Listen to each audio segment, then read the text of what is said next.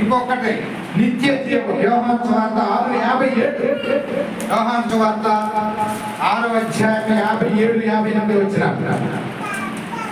ఇది అసలు నిత్య జీవం అంటే ఎప్పుడు బ్రతికే ఉంటాం, ఎప్పుడు సంతోషమే, ఎప్పుడు ఆనందమే. ఆ చూడండి ఒకసారి. నిత్య జీవం యోహాను సువార్త 6:57-58 వచ్చిన 6లోనే 57-58 వచ్చిన. జీవము గల తండ్రి నన్ను పంపెను గనుక నేను తండ్రి మూలముగా జీవించుచున్నట్టే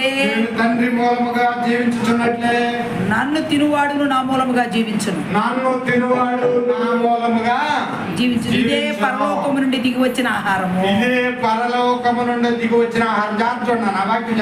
పితరులు మన్నాను తినియు చనిపోయినట్టు కాదు. ఈ ఆహారము తినువాడు ఎల్లప్పుడూ జీవించునని నిశ్చయముగా మీతో చెప్పుచున్నాను. నన్ను తినువాడు అంటున్నాడు.